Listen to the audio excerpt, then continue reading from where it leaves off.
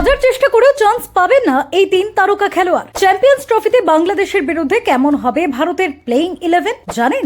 এই তিন ক্রিকেটারের তালিকায় কারা রয়েছেন দেখুন। চ্যাম্পিয়ন্স ট্রফিতে খেলার জন্য টিম ইন্ডিয়া ইতিমধ্যেই পৌঁছে গিয়েছে দুবাইতে। নির্ধারিত সূচি অনুযায়ী চ্যাম্পিয়ন্স ট্রফিতে আগামী 20শে ফেব্রুয়ারি বাংলাদেশের মুখোমুখি হবে ভারত। এদিকে ভারতীয় দল দুবাইতে পৌঁছানোর একদিন আগেই সেখানে উপস্থিত হয়েছে বাংলাদেশ টিম। তবে দুবাই পৌঁছানোর পরদিনই ম্যাচের জন্য অনুশীলন শুরু করেছে টিম ইন্ডিয়া। প্র্যাকটিস সেশনে রীতিমতো ঘাম ঝরিয়েছেন দলের ক্রিকেটাররা। পাশাপাশি ওই প্র্যাকটিস সেশন থেকে এটা অনুমান করা যাচ্ছে যে বাংলাদেশের বিরুদ্ধে টিম ইন্ডিয়ার প্লেইং 11 ঠিক কেমন হতে চলেছে।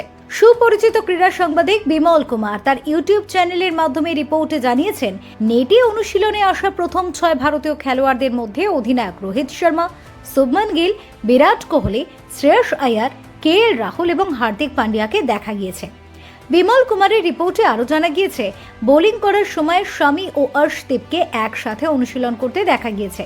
তারা ছাড়াও কুলদীপ যাদব, রবীন্দ্র জাদেজা এবং অক্ষর প্যাটেলও অনুশীলনের জন্য এসেছেন। প্রথম ম্যাচে কোন তিনজন খেলোয়াড় আউট হবেন, যদিও এখনও টিম ইন্ডিয়ার প্লেইং 11 সম্পর্কে অফিসিয়ালি কিছু জানা যায়নি, তবু প্রথম অনুশীলনে অংশগ্রহণ করা খেলোয়াড়দের অধিকাংশরাই বাংলাদেশের বিরুদ্ধে খেলবেন।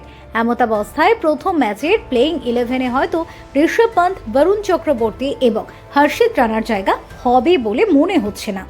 বাংলাদেশের বিরুদ্ধে টিম ইন্ডিয়ার সম্ভাব্য প্লেইং 11: রোহিত শর্মা অধিনায়ক, শুভমান গিল, বিরাট কোহলি, শ্রেয়স আয়ার, কেএল রাহুল, হার্দিক পান্ডিয়া, রবীন্দ্র জাদেজা, অক্ষর প্যাটেল, কুলদীপ যাদব, অর্শদীপ সিং ও Mohammed Shami. Bureau report, TV7 Bangla.